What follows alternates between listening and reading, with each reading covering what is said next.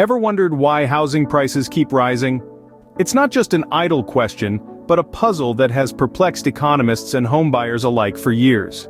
Welcome to the enigma that is the housing market, a complex web of factors that together drive the cost of your dream home. You see, the housing market isn't a simple beast. It's a complex ecosystem influenced by a myriad of elements. From the number of houses available to the number of people wanting to buy them, from the state of the economy to the lending policies of banks, every part plays a role in determining the price of a house. Let's start with the basics, something we've all heard of: supply and demand. In the simplest terms, if there are more people wanting to buy houses than there are houses available, prices are going to rise. Conversely, if there are plenty of houses but not so many buyers, prices are likely going to drop. It's basic economics. But in the housing market, it's not quite that straightforward. Demand isn't just about the number of buyers, it's also about their ability to purchase. And that's where economic conditions come into play. When the economy is booming, people have more money in their pockets, they feel more secure in their jobs, they're more likely to take the plunge and buy a house. This increase in demand can push prices up.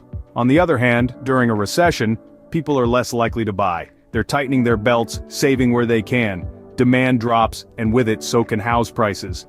But that's not the only way economic conditions impact the housing market.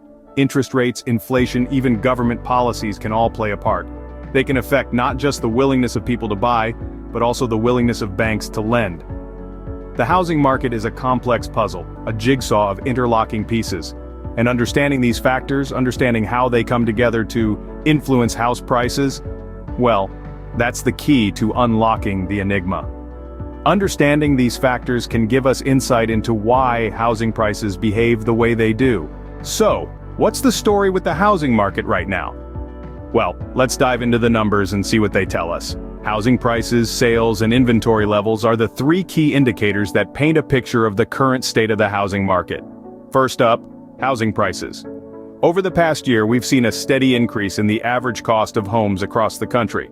This trend indicates a strong seller's market, where the demand for homes outpaces the supply. But these rising prices also raise concerns about affordability, particularly for first-time home buyers.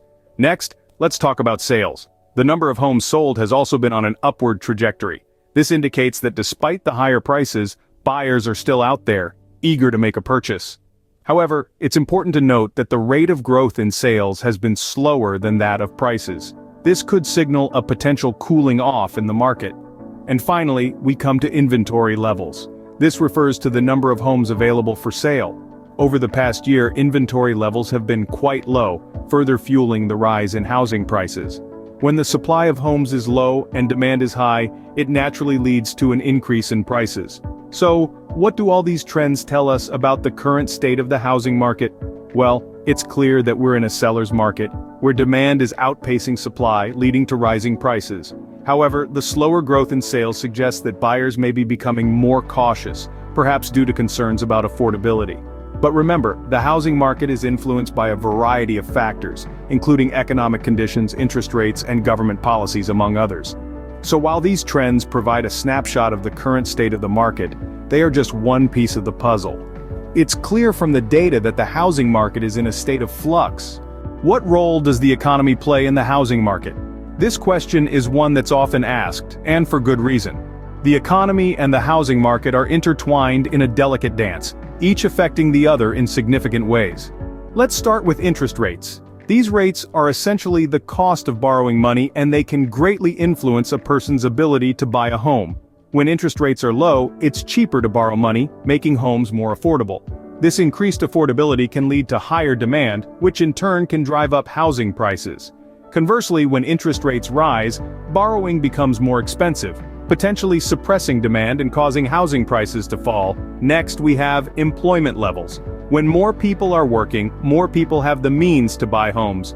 High employment can fuel demand in the housing market, leading to increased prices.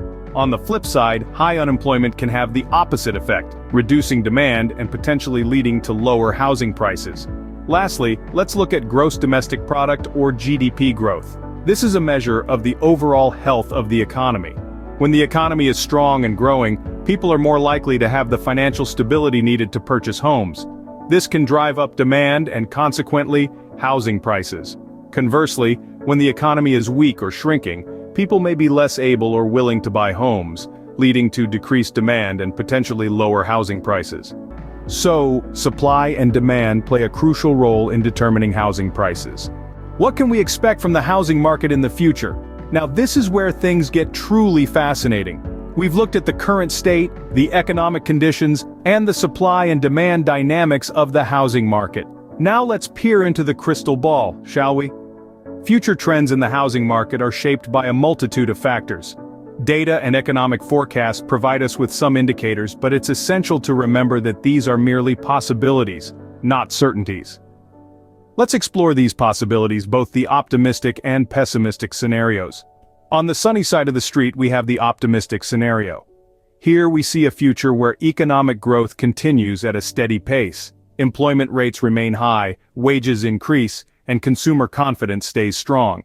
In this scenario, demand for housing continues to grow, supported by a robust economy and favorable lending conditions.